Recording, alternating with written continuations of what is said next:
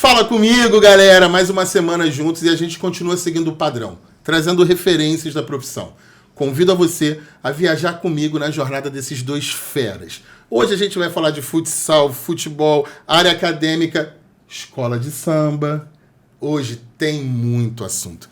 Quero agradecer imensamente a disponibilidade de vocês terem aceito trocar e dividir a vida de vocês. E hoje é com imensa satisfação que eu trago para vocês Rafael Albuquerque, Japa, e Rômulo Cácavo. Isso aí. Olha, obrigado em nome do CREF1 de terem aceito esse convite de dividir a vida de vocês e passo a palavra para falar com o pessoal de casa. Eu que agradeço, cara. Para mim é uma honra estar aqui no CREF, no nosso conselho, fazendo trazendo essas memórias, né? Do que a gente já passou, do que a gente já viveu, da infância até a profissão atual. Então, para mim, é um orgulho muito grande e muito obrigado pelo convite.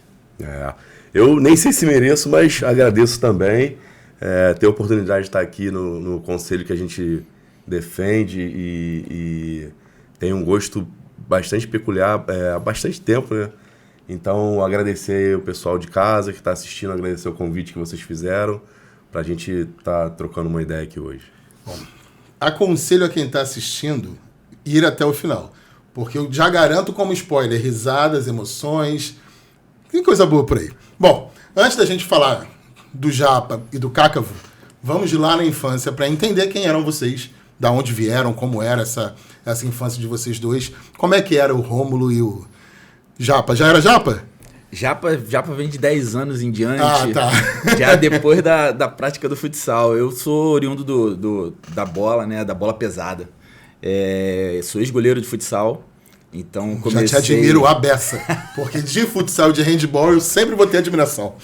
Muita bolada. Muita bolada. Mas eu admiro mais o goleiro de handball, porque... de handball é aquele cara pra botar... Demais, o cara é fantástico, tem que ser fera pra isso. Então, eu sou oriundo dessa prática desde os meus 8 anos. Então, comecei lá no Bangu, né, desde moleque. E eu acho que o futsal é uma prática que me modificou como ser humano e me trouxe até a educação física. Mas modificou por quê? O que tinha de... Cara, eu era muito tímido, era muito fechado. Eu tenho uma ligeira impressão que o Rômulo vai ser diferente, mas vai, fala. Minha mãe, ficava louca porque vai brincar com seus amigos. Eu só ia começar a brincar com os meus amigos depois de 1 hora. Caramba. Já de observação e tal, e era muito fechado. E aí hoje eu tenho as minhas maiores amizades através do futsal e da prática esportiva e da educação física na consequência.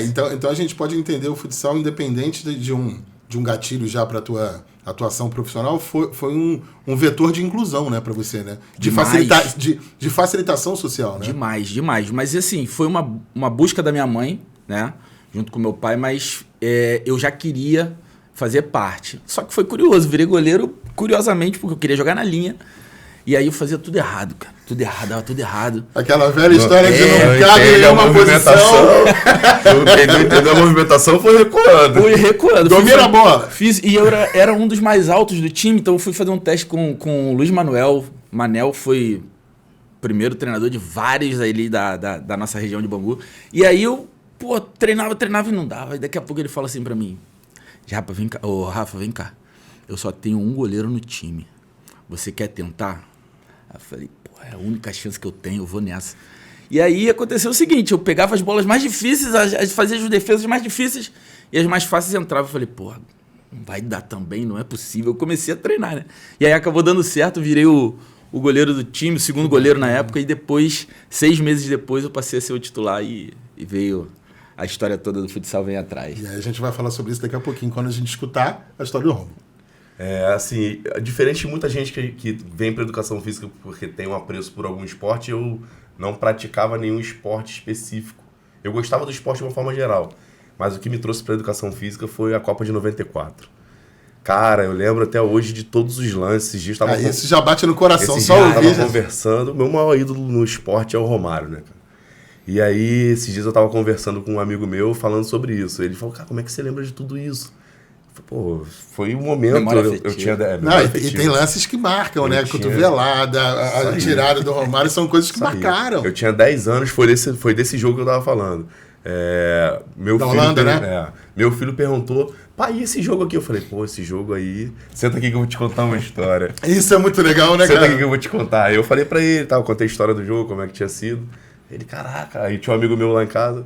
Aí ele falou, como é que tu lembra disso? Eu falei, cara, memória afetiva. Mas assim, tá aí. com 10 anos você já praticava, mas nada Já, muito específico. Você já. era um Eu poliesportista. Assim, eu cresci em Realengo, né? Suburbano ele vai pra rua brincar. A gente não tinha acesso a computador, videogame nessa época. Então vai pra rua brincar. Aí a gente fazia, jogava futebol, jogava vôlei. Minha madrasta que me criou, ela falava que eu era o artilheiro do local. Saía, voltando, fiz 30 gols, fiz 40 gols. Nem lembro se fazia, mas pelo menos tá lá na carteirinha. Pelo menos ela conta como verdade. Se conta como verdade, é verdade. Eu acho interessante você falar isso. Eu gosto de conversar com alguns convidados que vêm aqui sobre isso. Da diferença de evolução social, de produção motora do que tinha na brincadeira de rua, no subir escada, subir árvore, né? O brincar de rua, para hoje que a gente tem uma outra realidade. Isso faz diferença, né? Quando a gente pega crianças e adolescentes, né? Vamos fazer um podcast só disso. Que aí tem história, aí tem assunto. Tem uma diferença perceptível, né? Muito, porque as gerações foram se modificando. Paulo Autuori fala muito disso, né? O moleque que antigamente, na nossa geração e as anteriores, jogava bola com os garotos da outra rua, não tinha arbitragem, era descalço, no paralelepípedo. Só parava se fosse carro passar. Exatamente. E tinha uma certa integração social com diferenças, né? De poder aquisitivo, né? De realidades. E aí, hoje, vamos direto para hoje em dia, o garoto só joga se for com uma chuteira bonita, o cabelo dele tem que estar com gel. E são reflexos também midiáticos que trazem isso, né? Com certeza. Na grama sintética, então modificou muito. E aí, pô, tu vê já uma classe se formando, porque o garoto já da rua, o moleque da favela, o moleque já tá mais segregado para esse. Começa a ter uma segregação. Então, a gente vê uma diferença e hoje em dia as habilidades motoras também parece que vão sendo capadas um pouco. Mas eu vou te falar um negócio, Jorge. Às vezes eu vejo meu filho jogando o videogame dele lá, eu fico olhando e falo assim, cara, na minha época, se tivesse esse videogame aí, eu não sei se eu ia pra roça também pra não. Moleque são tudo, né? Eu não sei se eu ia pra roça também pra não. Porque o design gráfico é muito surreal, legal. é jogo. Cara, é surreal. Então a gente tem uma competição muito desigual. Porque antigamente a gente jogava o CCE, o Atari. Quem tinha? Quem tinha. Porque o acesso é diferente, né? E aí tu tinha que ir pra rua, experimentar algo novo. Aí tu jogava com o cara da rua de trás, da rua da frente, da rua de cima, da rua de baixo. Menino, E aí, quando jogando. a gente fala no atual momento, vem um pós-pandêmico aí também que pesou. Isso aí. Isso aí, pessoal. Eu tive exemplo meu mesmo. Eu com 10 para 11 anos, meus pais eram separaram de 9 para 10 anos. Com 11 anos eu morei em Cosmo. Minha mãe trabalhava em Bangu. Ela vinha para Bangu, eu estudava lá. Depois eu almoçava, fazia minhas coisas sozinho. Em casa. Com 11 anos, isso. 11 anos. Pegava o meu ônibus, ia para Bangu, ia para Bangu treinar. Hoje tu não deixaria teu filho de 11 anos fazer isso. Não Tem como. Não faz. Não tem como. Eu lembro quando eu estava no ensino médio, eu estudei no Dalto Santos em Bangu, eu pegava o ônibus e eu ia pro ponto final do ônibus, descia no local, andava uma volta nos quarteirões, depois eu pegava o mesmo ônibus num ponto e voltava para casa para poder conhecer aquele local. Eu tenho um filho de 15 anos, se ele fizer isso hoje... Fica ruim. Mas é diferente. E aí eu queria que vocês lembrassem como é que foi a época de escola de vocês. Vocês tiveram educação física? Era frequente? Como é que era essa fase? Brincamos muito na educação física. Eu estudei na escola que eu trabalho hoje, cara. Então, assim... Opa, conta isso pra gente. Vai lá na frente e volta. Isso é muito louco porque eu tinha 10 anos, o Bangu era patrocinado pelo João Paulo, Colégio João Paulo I. E aí, na separação dos meus pais e tal, morar em Cosmo. E eu, antes disso, o diretor do Bangu, saudoso Zé Mauro, pediu ao dono do colégio, patrocinador, para que eu pudesse estudar. Uma bolsa de 100%, eu tive bolsa de 100% no colégio. E eu joguei, passei a jogar e tal. E a educação física que eu tinha lá, a gente ia pro Troféu Brasil de Atletismo pelo colégio. Caraca, então, eram 10 alunos escolhidos, eu estava sempre entre os 10 escolhidos. Eu gostava muito da prática esportiva. Como o Rômulo também falando de esporte no geral, eu sou oriundo do futsal, mas, eu adorava jogar vôlei, adorava, as aulas de atletismo, de fato mesmo, que a gente tinha na escola. A escola tinha um terreno do lado que era...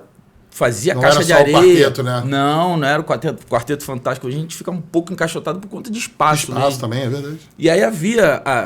os nossos professores faziam a caixa de areia pra gente fazer o salto de distância.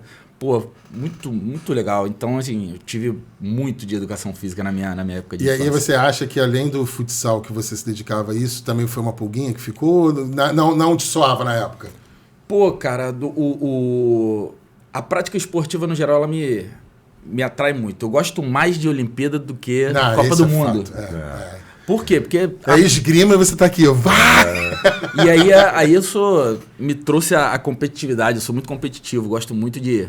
Pô, tô fazendo o casal, não vou atropelar os assuntos não, mas eu tô fazendo um casal de Mestre Porta-Bandeira ser competitivo numa parada que é artística, né? Porque mas que precisa ser competitivo. É necessário. Então a gente, pô, pra sobreviver a gente precisa ser competitivo. Exato. Então eu A gosto vida, muito ela não é disso. só cooperativa. A partir do momento que é um campeonato, Não. você precisa competir, né? Ela Primeiro é competitiva competitiva. Realmente, eu nunca tinha pensado nessa análise, né? É um evento cultural que é competitivo. Que é competitivo. competitivo. Então, assim, tem Pra que nascer E equilibrar são os duas polos. pessoas que valem uma Uma Uma nota. nota. uma nota. Pra nascer, a gente já compete. Pra né? brigar com mais 11. Pois é. Pra nascer a gente É. compete. Então, E a escola, como é que era? Escola Municipal Jacques Raimundo, professor Carlos. Cara, esse professor marcou minha vida. Ele foi uma das pessoas que me fez virar um professor de educação física. Olha, Porque que ele bacana. fazia as atividades com a gente. Então, quando tinha aula de vôlei, ele fazia aula de vôlei. Ele fazia aula de futsal. E aí vira um exemplo, né? Vira uma referência. Cara, Né? que maneiro, meu professor tá brincando comigo. Porque nessa época Sim. a gente só tava brincando, né? o ídolo, né? Pô, meu professor brinca comigo, cara. Isso é maneiro pra caramba. Será que eu, quando crescer, eu posso brincar com meus alunos também? Se eu for professor, isso já me Então trouxe teve pulguinha já. uma... Carlos foi um dos professores que me empurraram pra educação física. E como é que faz diferença, né? Uma referência de um professor, né? É.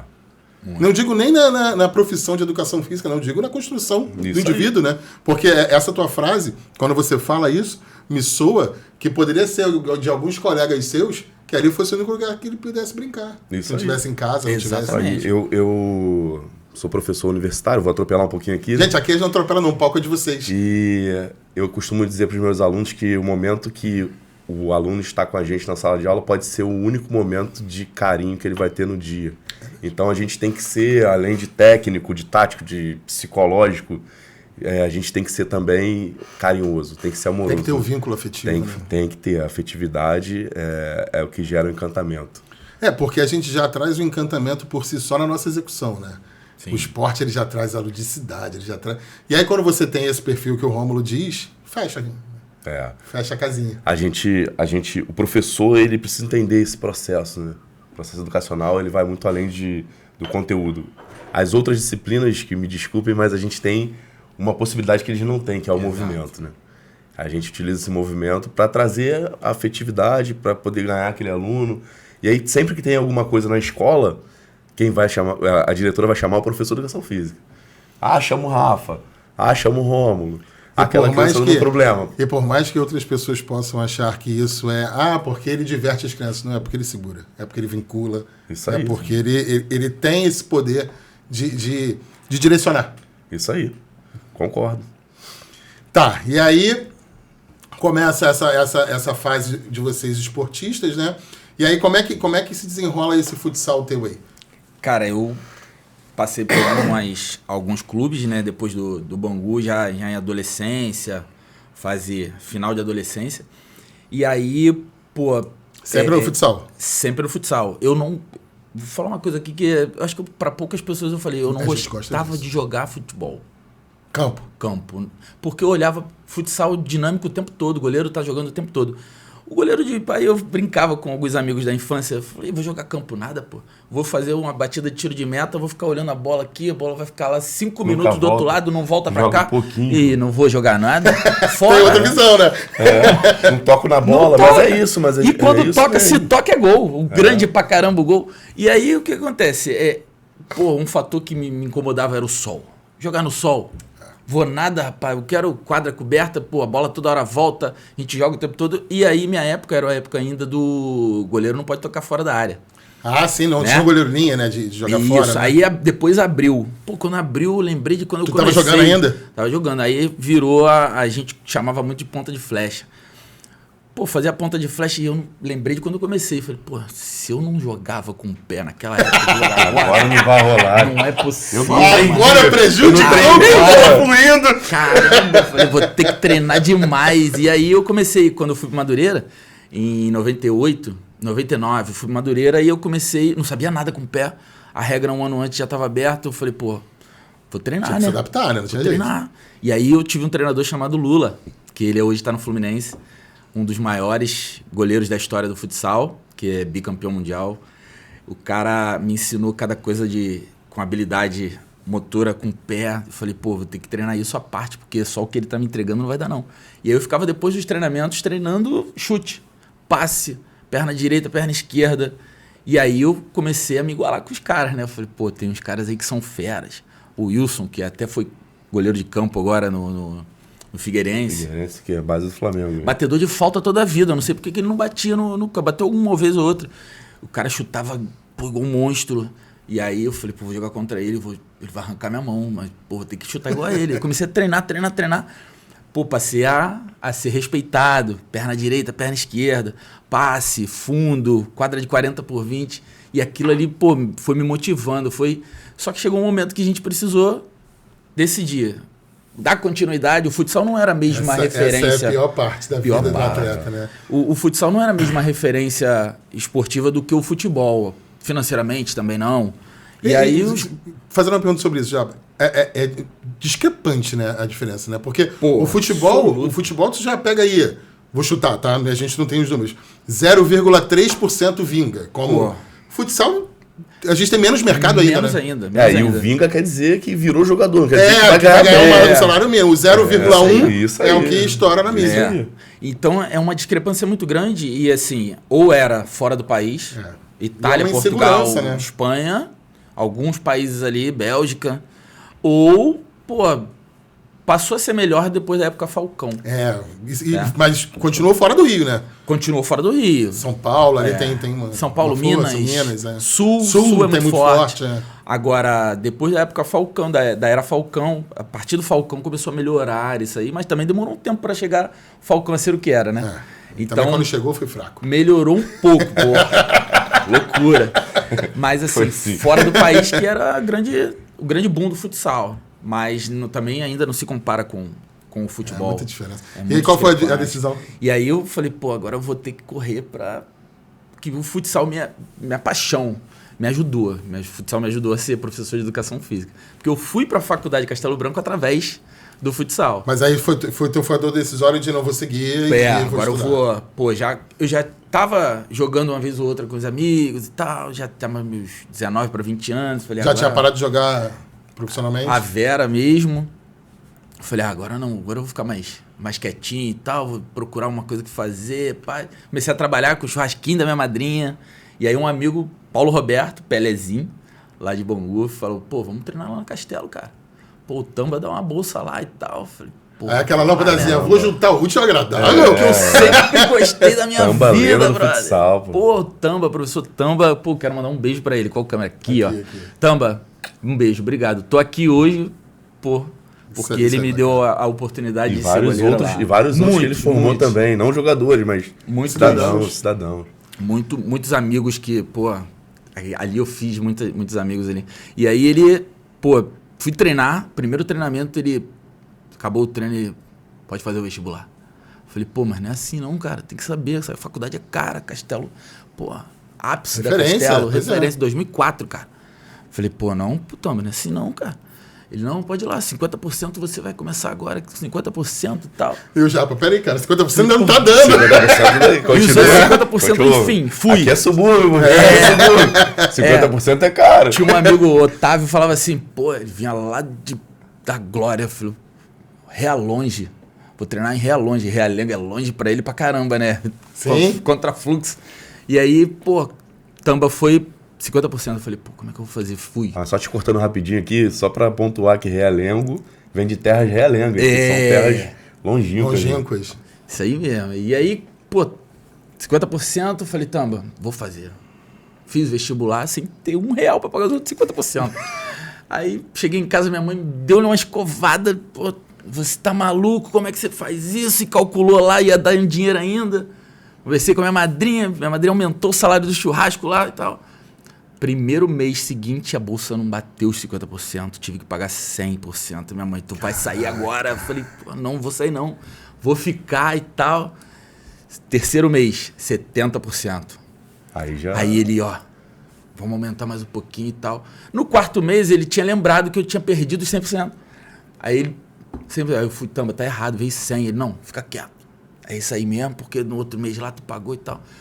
Moral da história, no quinto mês, eu tava pagando 20% de bolsa. Deu uma de faculdade. E aí foi assim até o final, porque a gente ganhava títulos sempre, né, cara? Todo semestre a gente entrega, né? Aí, meu irmão, porra, agora é a vida. Aqui é a vida. Salário em dia, porque é bolsa. É, salário em dia. Salário em dia. Ele falava isso. Vocês vão jogar em lugar nenhum, não. Tem que jogar aqui, porque aqui que tá em dia. Porra, nenhum clube bancava legal. Sim. Sempre atrasava um pouquinho e tal. Quase fui parar no Flamengo, cara, meu sonho. Só que 3 meses atrasado. Não era o Flamengo de hoje, não né? Era, tinha uma outra lógica. Eu, decidi ficar só na faculdade e aí eu vi até aqui, cara. Beleza. Agora, Rômulo. Beleza. A Copa do Mundo te motiva, né? Isso é o start como professor, que também te motivou. Então tu foi, acabando a escola, foi fazer educação física, né? Não, fui nada. Né? Tá maluco. Família humilde pra caramba. Tem que fazer o quê? A gente trabalha, né? Comecei a trabalhar com 12 anos. Meu pai era dono de bar. Meu pai tinha um bar 24 horas, eu trabalhava com ele, ia pra escola, ia trabalhar de tarde. E aí esse sonho de jogador não deu certo, porque tinha que colocar... Porque tinha que acordar cedo pra poder trabalhar, meu camarada. Tinha que colocar um dinheirinho em casa. Eu comecei a trabalhar na rua mesmo, com 17. E aí, cara, comecei a trabalhar com telemarketing. E aí fui trabalhar em comércio... Mas sempre naquela, né? Pô, o Carlos, lembrando do Carlos. Só que aí o trabalho me levou para mesmo, né? O trabalho me levou para um outro caminho, porque eu trabalhava fui sendo promovido no local que eu trabalhava, e aí me pediram uma formação em administração. Falei, pô, não é o que eu quero fazer. Pô, Carlos. Vamos lá, né? Mas vamos lá, tem que pagar a missão. Eu sempre fui de pagar a missão, vou pagar a missão.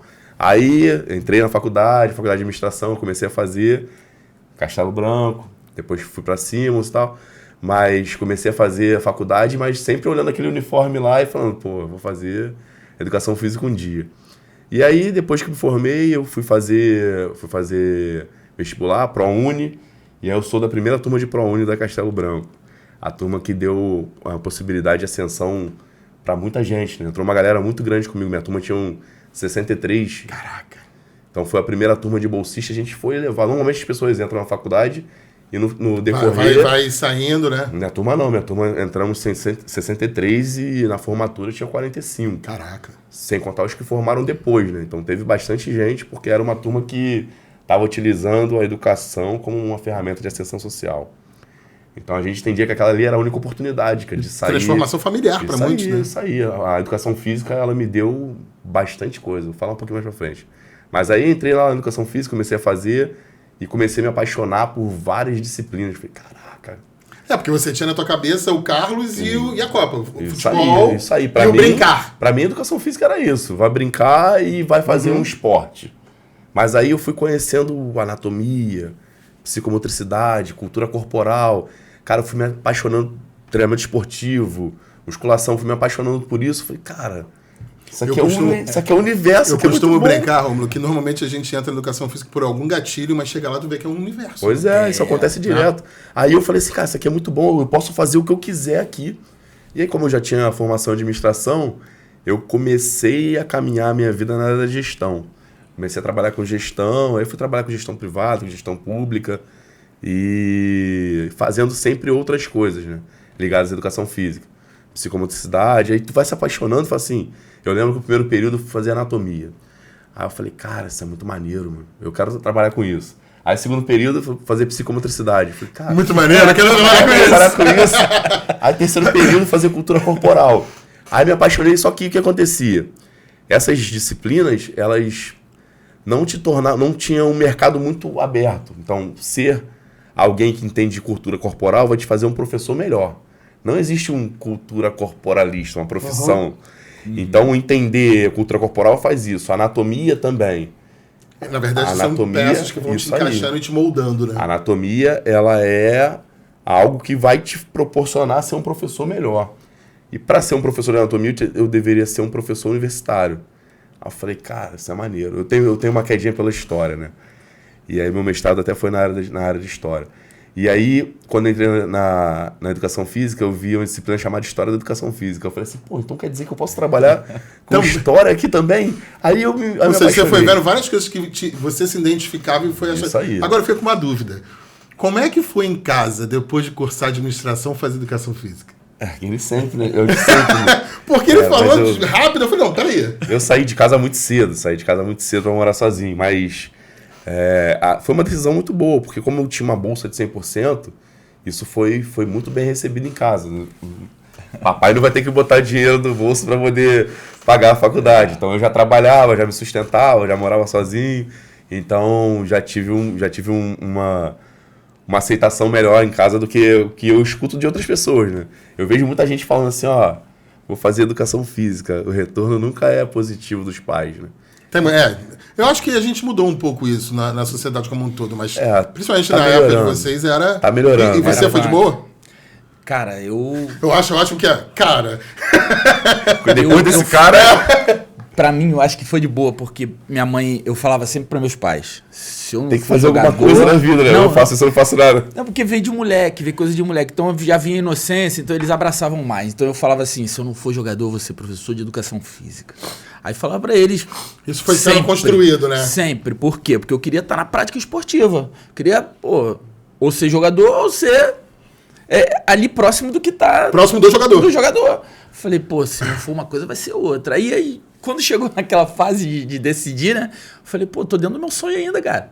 Isso aqui é meu sonho. Ainda mais que juntou a possibilidade da bolsa com a execução. Exatamente. Então, isso aqui é meu sonho ainda. E eu, vou realizar. Hoje eu falo assim, tô realizadão, bicho. Realizadão. E o que eu acho engraçado da educação física, pra você que tá acompanhando, é o seguinte. Quantas vezes você trabalhou com futebol de campo e quantas vezes você trabalhou com futsal? Pra dizer que nenhuma vez... Uma vez um amigo meu, Marlon, abraço. Marlon lá da reta do João 23, ele mora lá. Ele me chamou pra trabalhar e compor a equipe lá da Taça das Favelas com ele. Então foi a única vez que eu passei perto disso. Aí depois mas como é que é mágico, né? Foi algo que motivou a entrar na profissão e conseguiu se desvencilhar. E isso é muito legal, né? Isso mostra o tamanho do mercado que existe. Demais. Então, assim, é gratificante você ter trilhado um caminho que você sempre imaginou e desde moleque, né?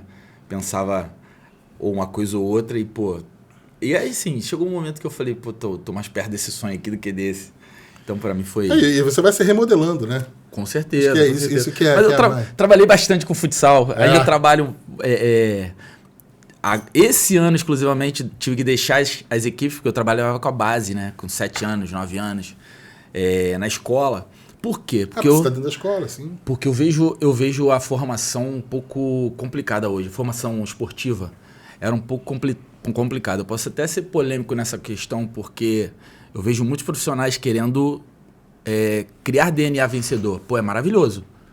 Mas você está criando... Não, criando, por vezes formando. Se extrapola, né? A gente perde a mão. A gente teve uma reportagem há pouco tempo na TV aberta sobre um goleiro que era um garoto que tomou um gol e foi xingado pelos pais. Ele saiu do meio, você viu. Isso. E aí o Rômulo perde a mão. Perde a mão. Você estimula, mas ainda tem o brincar ali, né? Por mais que seja uma iniciação de formação, tem o brincar. Esses dias eu tava com o pai descendo a rampa da escolinha, né? 6 anos. Criança com 6 anos, primeiro contato dela com o futsal. Aliás, várias. A turma toda. Inclusive uma turma antes do meu filho, de pré-2. O pai me perguntou, professor, você não vai dar um fundamento? A idade dele fazer fundamento, pai. Ele precisa brincar, ele precisa explorar, ele precisa conhecer. E ele vai evoluir com essa. Ele vai evoluir através disso. Então, assim, chega esse DNA de querer criar atleta. Não, forma um indivíduo. Depois o atleta. Eu falo para os meus pais. Perfeito. Os pais que atuaram comigo através dos filhos, eles sabem. A gente não vai ganhar tudo. A gente vai vencer, de repente, muito menos do que o que a gente espera, do que a gente quer. No esporte a gente perde mais do que ganha. Muito. E agora eu quero criar o seu filho dentro da modalidade. Ele precisa conhecer, ele precisa se estruturar emocionalmente, ele precisa administrar frustrações. Isso é mais importante do que ele fazer um gol decisivo. Isso aí posteriormente, isso é consequência. Agora, a gente tem essa falha hoje. Visto todas as dificuldades que a gente enfrenta na atualidade, a gente tem essa dificuldade de treinadores ser professores. Porque a gente vê muito treinador, a gente vê pouco professor. E o professor, ele ensina além da prática, né, cara? Então... E aí fica uma pergunta para vocês, né? Isso também não vem muito um pouco do mercado e da mídia, porque a gente vira negócio, né? A mídia... Tem que dar resultado, tem que vender. Eu falo disso na disciplina de cultura corporal. Porque eu ouvi, aí eu tô repetindo, não. Sobre o processo de embalagem da indústria cultural. Né? A indústria cultural, ela pega os produtos, ela embala de forma vendável. Ela quer vender alguma coisa, então ela vai pegar... Isso acontece muito com a cultura periférica. Né? E o futebol é uma cultura periférica. Sim. A gente tem o futebol hoje como uma identidade nacional, mas ele, apesar de ter começado na elite, ele se desenvolveu perifericamente. Então a indústria cultural, ela pega aquele produto, primeiro ela nega aquele produto. Depois ela ressignifica aquele produto. Depois ela embala aquele produto e entrega de uma outra forma. E a gente está vivendo uma sociedade que está cada vez mais ligada na indústria cultural. O futebol é exatamente essa definição. O futebol é isso. O futebol, o funk, o samba. E quando a gente vê os destaques do futebol hoje, continuam sendo os garotos da periferia que tiveram brincar, que tiveram o corpo vivido da parada, né, cara? Isso aí. Por isso que eu falei pra vocês não irem embora, porque esse bate-papo é bom demais e a gente vai dar sequência. Bom, você começou a falar um pouco e eu queria que você desse continuidade. Como é que foi essa tua primeira atuação com projetos sociais, treinamento e musculação Vou te falar, vou começar. Quando eu estava lá no segundo período, eu fui fazer uma atividade de horas complementares lá em Santa Cruz também. E aí eu fiquei com uma turma de 4 anos, meninas de 4 anos, até hoje eu lembro. E aí fiz atividade lá de recreação e quando estava terminando, eu falei com as crianças, o tio vai embora e tal. Aí a menina falou assim pra mim, eu tenho essa foto lá em casa até hoje, ela falou, tio, calma aí que eu vou te dar um presente. Ela atravessou a rua, pegou uma foto e me deu.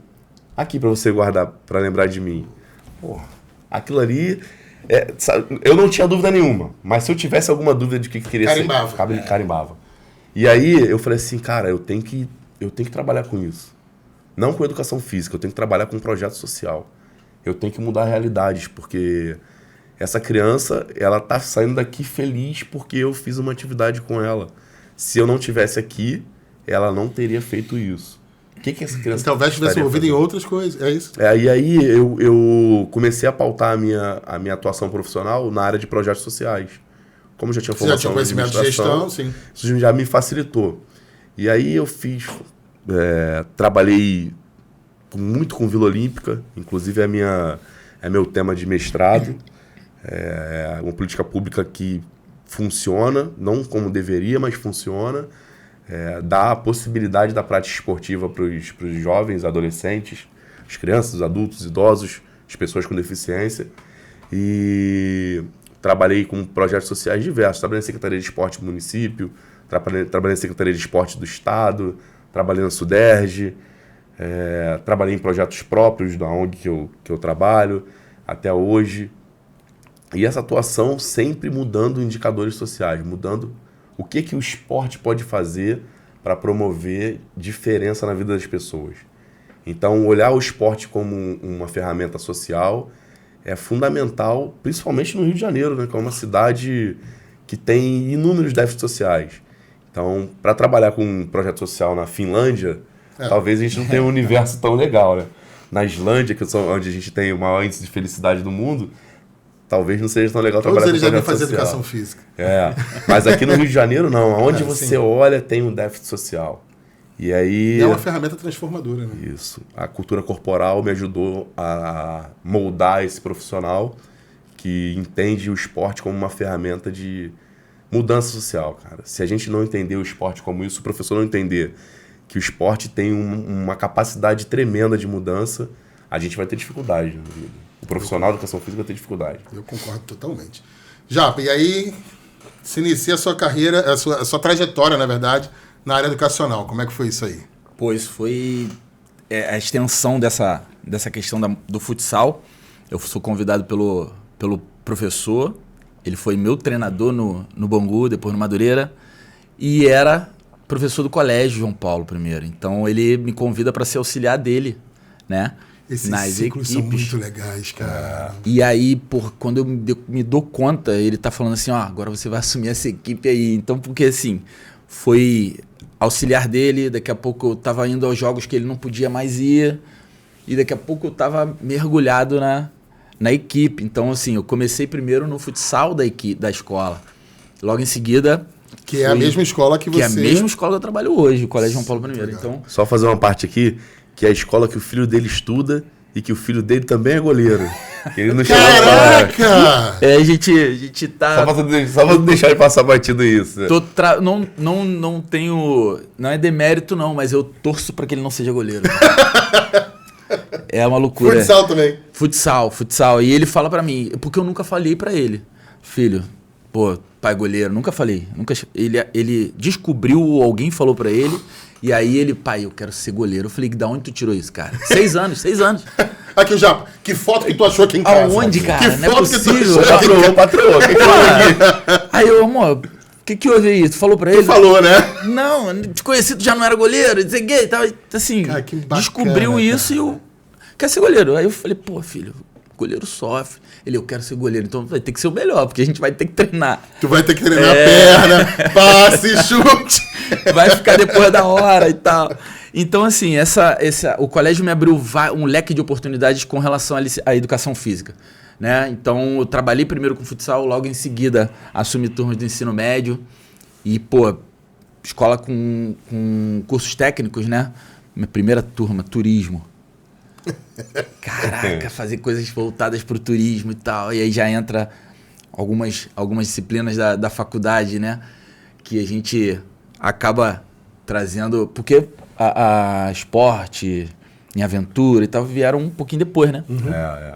E aí a gente teve logo que fazer o uso dessa técnica da disciplina. Então, primeira turma, pô, turismo. Logo em seguida, peguei educação infantil com o professor, que é o nosso amigo Alexandre Anão. Tava de saída, e aí eu tive que assumir, porque eu estagiei com ele na educação infantil. Então, fui lá do extremo ao extremo. Então, peguei lá embaixo, lá em cima. Então, aí minha vida... Hoje eu dou aula de futsal, educação infantil, fundamental, 1 e 2, né? Ano inicial e ano final, e ensino médio. Então, cara, tô nos polos Isso é muito da maneiro. educação, cara. Isso é maneiro. Eu também sou professor de educação infantil até o ensino superior. Então, eu trabalho lá, educação infantil, ensino fundamental 1, ensino fundamental 2, ensino médio e ensino superior. E com as idosas, né? Idoso. Então, tu poder proporcionar alguma coisa de bom para as pessoas, isso é muito bom trazer E a educação física tem isso, ponta a ponta. Ponta a isso aí. ponta. E eu achava que eu não ia ser, por exemplo, hoje eu tô tenho um estúdio de treinamento, laboratório de performance, e eu jamais imaginei que eu ia para essa área, cara. Jamais. Mesmo trabalhando com esporte, Isso é magnífico, porque não você imaginava. se remodela. E aí eu falei, pô, acho que tá na hora da gente alcançar outra parte da educação física, acessar outros links, né? Então eu migrei para essa área, não abandonei a minha educação, mas tô lá também. Por quê? Porque a educação física é muito ampla, então ela nos dá um Na universo verdade, de você não precisa se possibilidades. limitar, né? Exato. E aí, o Romulo, tu citou em alguma parte aí, que eu não vou lembrar agora, mas teve alguma parte que você falou assim, não, isso eu poderia ser professor universitário. E aconteceu. Como é que foi isso? Aconteceu, a oportunidade que eu tive foi na Uniaselv, comecei a ser professor lá. Antes fiz um estágio na Uniswan. E aí comecei a dar aula. Tive alunos brilhantes. E assim, o bom do professor é que você vê o teu aluno sendo melhor do que você, né? Isso é a vitória, né? É a vitória do professor. Cara, a gente está lá formando profissionais que têm que ser melhores do que a gente. Falo isso sempre para os meus alunos. Eu estou no ensino superior desde 2018 e já vi muita gente passando pela minha mão, já vi muita gente melhorando como pessoa, já vi muitos profissionais entregues para o mercado com uma visão diferente que eu entendo da educação física, porque os alunos vão passando, assim como a gente pegou alguma coisa dos nossos professores, a gente sempre deixa alguma coisa para os nossos alunos. Então, os alunos vão passando pelos professores e vão pegando aquilo que eles têm de melhor. E eu entendo que eu preciso entregar para a sociedade um profissional que entenda sobre o lado social, um profissional que entenda que a educação física não é só o exercício. Até Não porque também é a só. sua função atualizar a profissão, né? Isso porque aí. os tempos mudam, as influências mudam, Isso aí. os aspectos sociais mudam, e você está entregando um novo profissional todo tempo, né? Isso aí, a gente tem que... a educação, ela mudou, né? No meu tempo de aluno, no tempo do Rafael, quando o professor subia no pedestal e falava alguma coisa, a gente não tinha como questionar o professor. Não. Porque para eu questionar, eu tinha que ir lá na biblioteca, pegar o livro, sentar, estudar. Exato. Hoje a informação está na Tá na palma palma da mão, é. E nem sempre é verídica, né? Mas Isso aí, o papel do professor é direcionar o aluno. O professor no ensino superior, ele tem que direcionar o aluno no caminho correto. é porque o acesso ao conteúdo está muito mais fácil. Todo né? mundo tem acesso ao conteúdo. Todo Pra mundo sabe. Pra quem tá assistindo, nessa época aqui, era juntar moeda pra fazer xerox. Não é? Direto. Que lembrança foi Aquele essa? amigo que trabalhava no local que podia imprimir alguma coisa. Sempre Aí tinha, quando sempre tu ia dividir o grupo, tu chamava ele pro teu grupo. Já quebrava Vai aquele ter dinheiro. acesso a material. Já quebrava aquele dinheiro da Xerox. Mas trabalhar no ensino superior pra mim é muito gratificante, né? Poder entregar pra sociedade profissionais com uma visão que eu vejo da educação física. Que eu dou uma disciplina lá na Castelo Branco. Hoje eu tenho a possibilidade de ser professor lá e de ser o coordenador do curso. Eu dou uma disciplina chamada Exercício contra a Resistência, que a gente já conheceu como treinamento de força, como musculação. E o papel de entrega... Esses dias eu estava conversando com um professor lá da faculdade, pós-doutor, falando sobre a disciplina. E eu falei assim, eu talvez não seja a melhor pessoa para ministrar essa disciplina, que tenha um melhor conteúdo sobre o treinamento. Só que eu tenho que entregar para a sociedade, eu estou aqui formando profissionais que vão trabalhar na área fitness. Eu tenho que entregar para a sociedade um profissional de educação física que vai trabalhar no salão de musculação, recepcionando bem o aluno, Exato. atendendo bem o aluno, entendendo que uma sala de musculação é um local de saúde, Perfeito. entendendo que aquele professor ele tem que entregar algo mais, ele tem que ter um olhar acolhedor, ele tem que ter, por exemplo, quando você vai pegar um aluno de personal, ao final do teu mês, tu tem que entregar um relatório para ele. Olha só, você teve isso de alteração. Então isso os outros professores ainda não fazem. Você qualifica e quantifica, né? Isso aí. Quando eu encontrar um professor resultado. que consiga ter esse olhar completo para a musculação, eu vou entregar a disciplina com o maior prazer. Mas E hoje é uma eu não mudança de consigo. paradigma, né, Isso Rômulo? aí. A tua frase para mim é muito importante. Isso Você aí. mudar o entendimento de cultuação de corpo para cultuação da saúde, né? É porque nós somos professores da estética. O profissional de educação física, eu trabalhei bastante tempo em sala de musculação, o profissional de educação física, ele vem, tá lá no salão, o aluno chega e fala assim, eu quero a bunda da Graciane. É isso. Tá na moda falar da Graciane? Não vamos entrar nesse mérito. Eu quero a bunda da Graciane, eu quero o peito do fulano de tal, do Cariani. Esses caras que estão na mídia. São Eles os chegam corpos com que são vendáveis, né? Isso aí. Ele chega com uma série pronta, mas aí você olha para aquilo ali, é bom para ele, pro Cariani ou pra Graciane, mas não pode não ser bom pro George. Sim, claro. Pode não ser bom pro Japa. E aí o profissional precisa entender e pegar aquele aluno e virar a chave para a saúde. Olha só, você vai melhorar os marcadores cardíacos, você vai melhorar os marcadores sanguíneos, você vai melhorar aqui... Você vai chegar lá, mas vai ser uma consequência. Isso aí. A estética é uma consequência, não é a causa. As pessoas vão para academia para isso. Perfeito. Então, eu acho que na formação eu preciso entregar professores mais ligados a isso para a sociedade. Perfeito. E aí vamos agora para um ponto alto desse bate-papo. Né? A gente tem 2 caminhos muito interessantes que vocês seguiram e que são caminhos fortes. Né? Rômulo coordenando o curso de Educação Física de uma faculdade. Imagina o peso que seja, quero que você relate para a gente. E o Rafa, o Japa, fazendo a preparação física de um casal de mestre-sala e porta-bandeira. E isso vai ser muito interessante a gente falar. E aí eu queria que vocês falassem um pouco dessa experiência. Eu vou começar falando, porque depois eu quero ficar admirando o Rafael. Porque Porque é muito bacana, né? Porque eu sou entusiasta do trabalho dele e ele faz uma preparação com um casal que é da minha escola de coração, que é a escola dele também. Então, depois eu vou só te admirar, irmão. Ser coordenador do curso de Educação Física da Universidade Castelo Branco é, para mim, um presente e um compromisso enorme. Trabalho todos os dias, eu tenho quase 500 alunos, todos os meus alunos têm o número do meu WhatsApp. Todos os meus alunos têm acesso a mim, na medida do possível. Imaginando nesse momento de gravação como é que tá o WhatsApp. Quando falou assim, tem como botar no modo avião, eu falei, tem como botar, mas quando eu abri aqui, trouxe 100 mensagens. Porque para eles todo dia é dia, toda hora é hora. Porque eu acho que o aluno tem que ser acolhido. Inclusive sábado e domingo. Eu acho que o aluno tem que ser acolhido. Então, numa universidade que tem 50 anos de tradição, a Castelo Branco fez o curso de Educação Física da Universidade de Castelo Branco, fez no ano passado 50 anos. A gente está fazendo 51 anos. Cara, Lembrando de que profissão regulamentada nós temos 26. São mais de 100 semestres. A gente já formou muita gente. E a responsabilidade é enorme, porque eu tenho no meu corpo docente a maioria dos meus professores. Sim. Eu não sou o coordenador da Universidade de Castelo Branco. Eu sou um professor de Educação Física. Eu estou o coordenador da Universidade de Castelo Branco. E eu tenho um corpo docente de professores, de meus professores. Foi uma decisão estratégica da empresa de colocar uma pessoa com uma mente mais jovial. Eu sou o mais novo do corpo docente.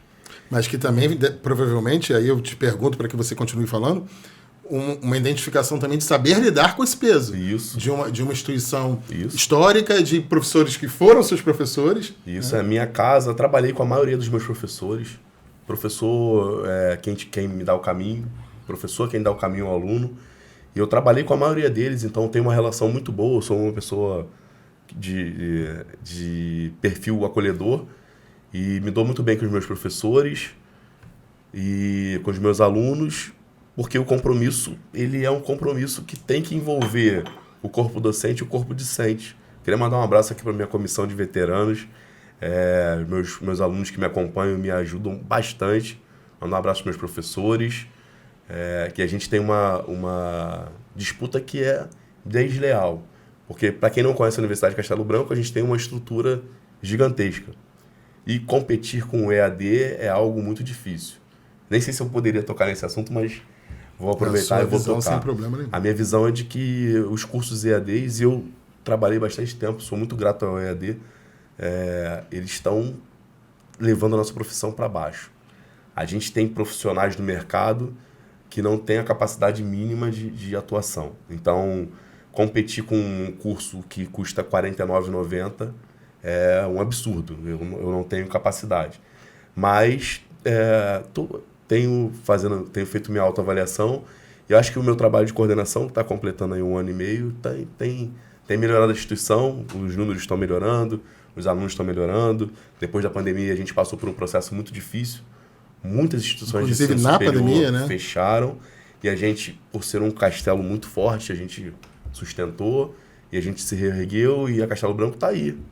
A Universidade da Zona Oeste, com um curso que tem 50 anos de tradição, com todos os alunos tendo que chegar no horário, tendo que usar uniforme, tendo que pagar as missões que têm que ser pagas, porque é assim que a gente constrói profissionais de qualidade. Então, agradeço a oportunidade, não sei até quando vou conseguir, porque é um trabalho bem cansativo, bem árduo. Eu imagino. E também acumulo a função de professor, né? Então isso também me traz um pouco mais de demanda, mas por enquanto estou sustentando a missão. Agora, antes de passar para o Japa, você citou de uma forma muito bacana, ainda agora, quando você teve a sua chave virada sobre a tua importância como um fator social. Né? Quando você falou da menina que pegou a foto e quando você entendeu lá atrás que você deveria trabalhar com ações sociais para mudar a sociedade. Isso te pega porque ali você tem 500 vetores de mudança social, né? Assim, eu sou uma ferramenta, né? Eu sou uma ferramenta, não, um exemplo. Eu sou um produto eu sou uma resposta que a sociedade tem de que a educação é um fator de mudança social. Sou um pobre favelado, nasci e cresci na favela. Então, só consegui ascender socialmente através da educação. Foi a educação que me proporcionou comprar uma casa, comprar um carro, ter os bens de consumo que eu necessito, poder viajar com a minha família, poder dar algo melhor para os meus filhos, para minha esposa. Então, a educação me proporciona isso. A única forma de a ascensão social que a gente que nasce no subúrbio, em locais de IDH muito baixo, que a gente tem de ascensão é a educação. Se você não utilizar a educação como ferramenta, a gente vai ter dificuldade. Então, estar numa universidade é um privilégio que as pessoas têm, que elas precisam desfrutar desse privilégio. Até porque depois da formação aí é mercado. E o mercado, ele, como a gente falou no começo, ele é competitivo ao extremo. Agressivo. Se você fizer o que todo mundo faz no mercado, você vai ganhar o que todo mundo ganha. Então, se você quiser ganhar algo diferente, tu vai ter que fazer algo diferente. Vai ter que entregar para a sociedade algo diferente. Perfeito, é isso. E aí você... Agora eu vou te admirar. A favela continua. A favela continua, não E sai daqui. aí, já, a gente teve aqui um spoilerzinho do que você falou, que eu achei muito bacana, de ter essa análise, né? Quando a gente tem um maior evento, né, cultural, que é o carnaval, a gente pensa no movimento cultural. E a análise que você trouxe pra gente foi muito interessante. Que ao mesmo tempo que, né, potencializa turismo, potencializa a própria cidade do Rio de Janeiro, tem a tal da competição na quarta-feira de cinzas, que você tem que pontuar e não pode cair, tem a cobrança. E aí, quando você tem a oportunidade de fazer essa preparação física de um casal de mestre-sala e porta-bandeiras, que contam uma nota, que faz a diferença talvez num título, cara, explica isso pra gente que a gente agora quer ouvir. Pô, foi o primeiro que...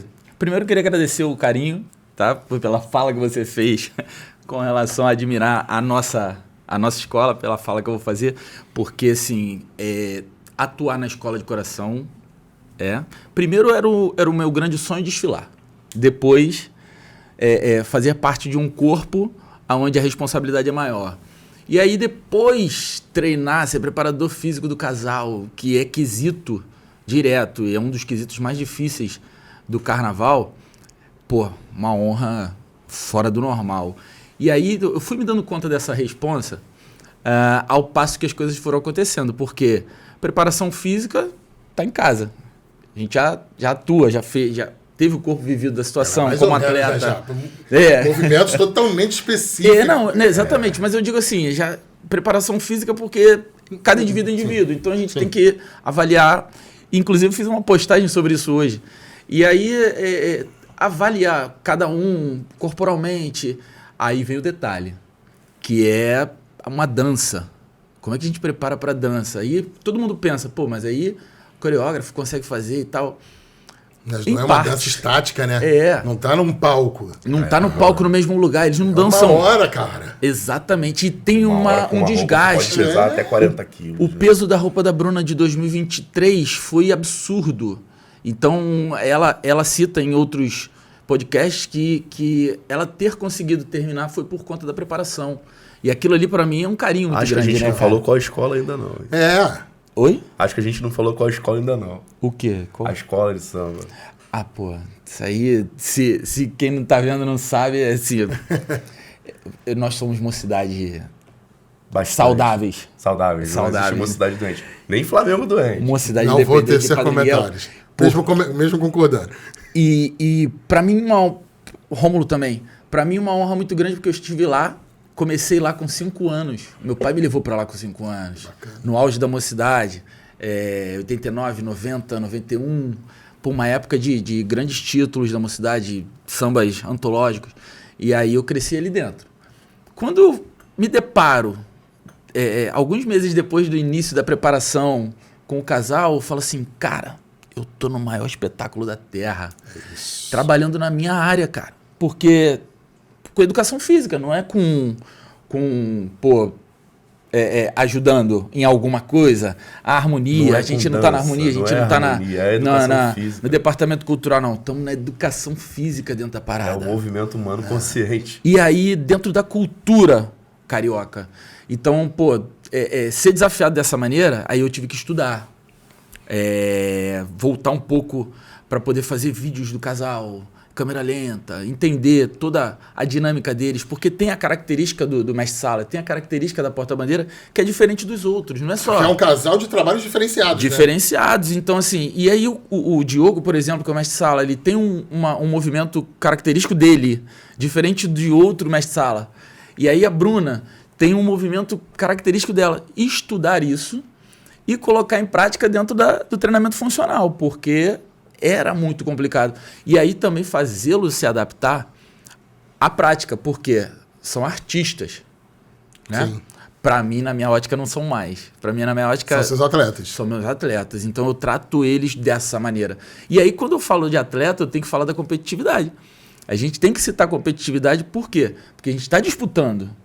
A gente está disputando no ATA. Então, a partir disso, se decide carnaval já. Eles foram responsáveis por não deixar uma cidade cair em 22, em 23. Né? É, porque é um peso muito grande em cima de 2 pessoas. Foi Mestre Sala e Porta-Bandeira em 2022. 23. Em 2023 foi o quesito que virou. Que virou, a Mocidade estava em último colocado, na última posição. Cara, eu chorei nesse momento. Eu chorei. Eu tava com o Arnaldo, nosso fisioterapeuta, Arnaldo Gomes. A gente tava vendo a apuração lá na quadra com o pessoal da bateria. Pô, aí os caras foram 40, bicho. Aí logo depois foram 40 e a gente continuou lá embaixo depois.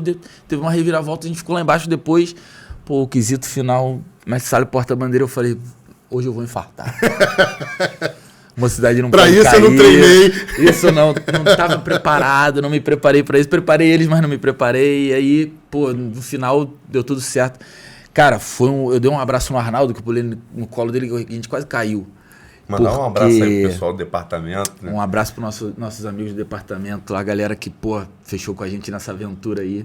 Deu super certo. Não, que desafio bacana, cara. E aí eu queria que você emendasse esse assunto na construção do teu estúdio, né? Porque... Isso, e aí, pô, eles foram responsáveis por me incentivar ainda mais, né?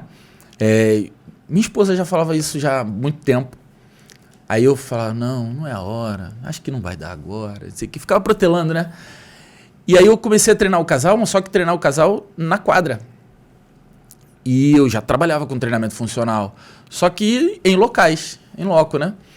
Falei, pô, vou abraçar essa ideia. E aí eu pensei, a primeira coisa que eu pensei em abrir um estúdio foi porque eu ia ter melhor qualidade no atendimento para o casal, primeiramente. Sim. E depois abrir ao público.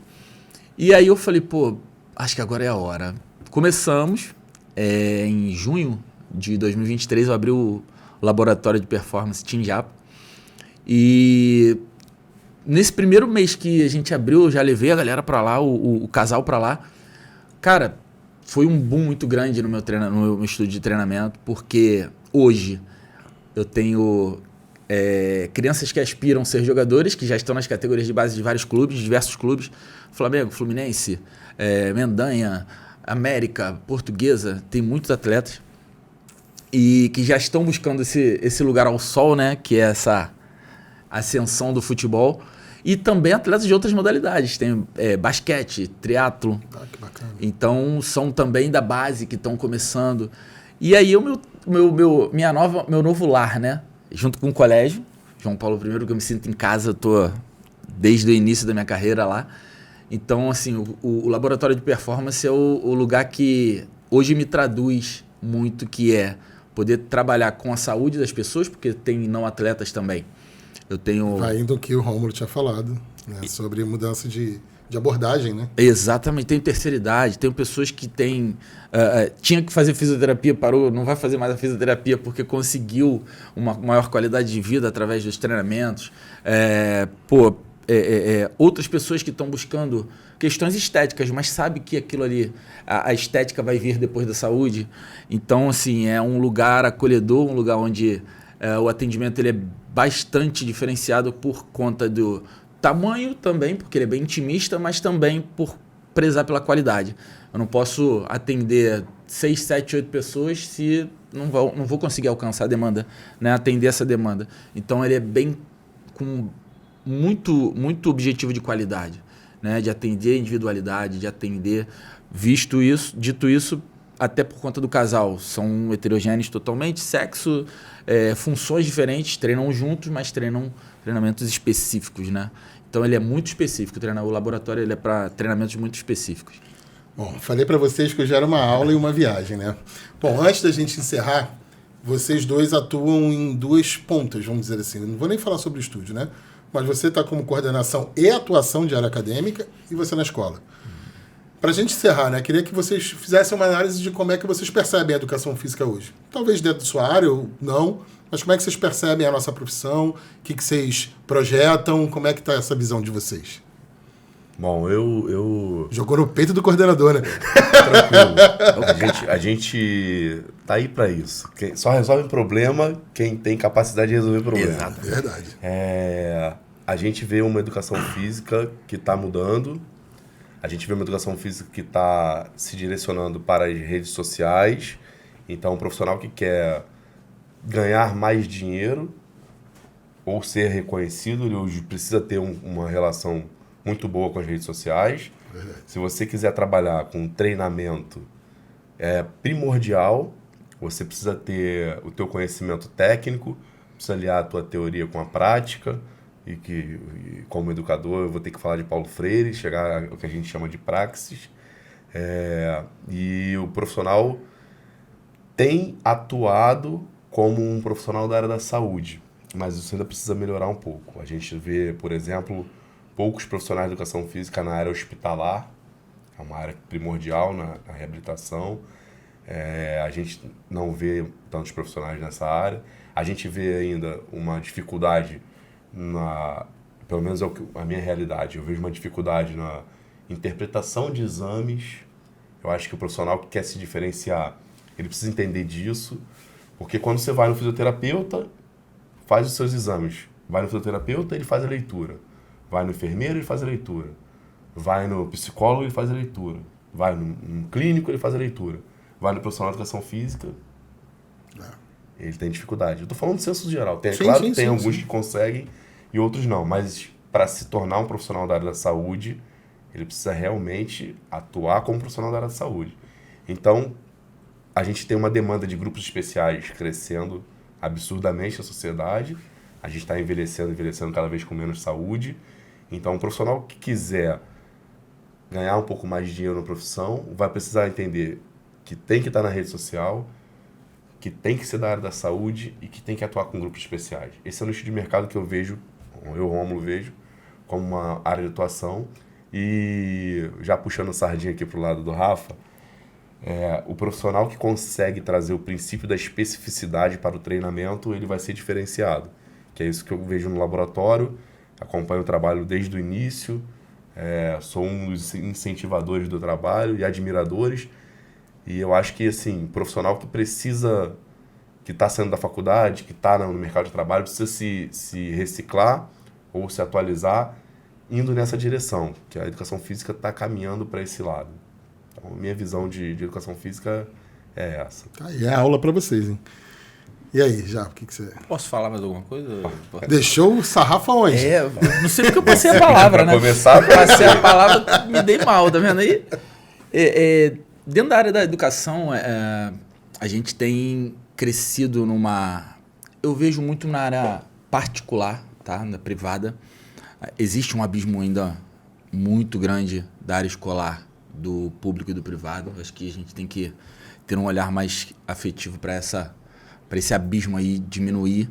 Mas a gente vê as escolas tendo um preparo maior para o atendimento aos especiais, né? Um cuidado, um carinho com isso. Principalmente no colégio que eu trabalho, a gente tem essa crescente nessa ótica. Então, eu vejo que a educação física ela é muito atuante nisso. Todos os relatórios de coordenação, é fundamental o relatório do professor de educação física, justamente para fechar diagnósticos, e psicólogos e psiquiatras neuros, precisam do nosso relatório para isso também.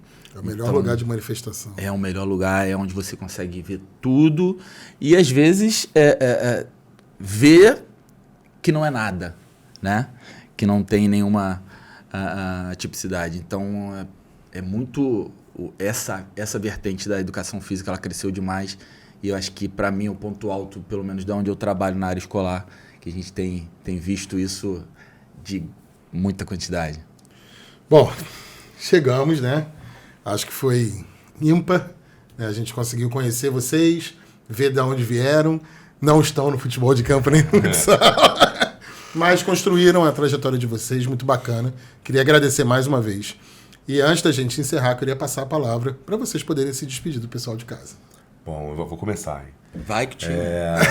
Agradecer o pessoal que está vendo aí, que vai perder um tempo da vida para poder assistir esses dois apaixonados pela educação física e pelo samba falando aí com vocês.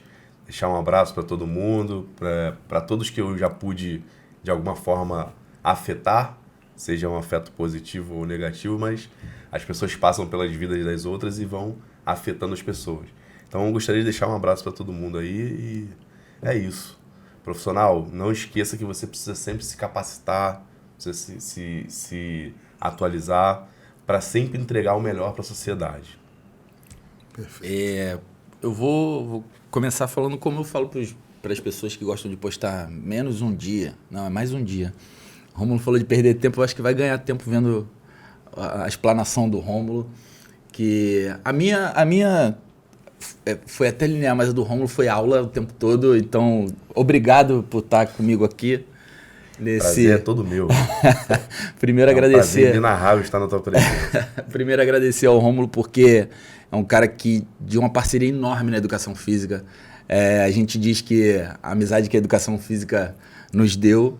E queria mandar um abraço especialíssimo de novo pro Tamba, que se não fosse ele eu não estaria aqui. Outras pessoas também muito especiais, mas diretamente ao Tamba. Um abraço pro meu amigo Fábio Pires.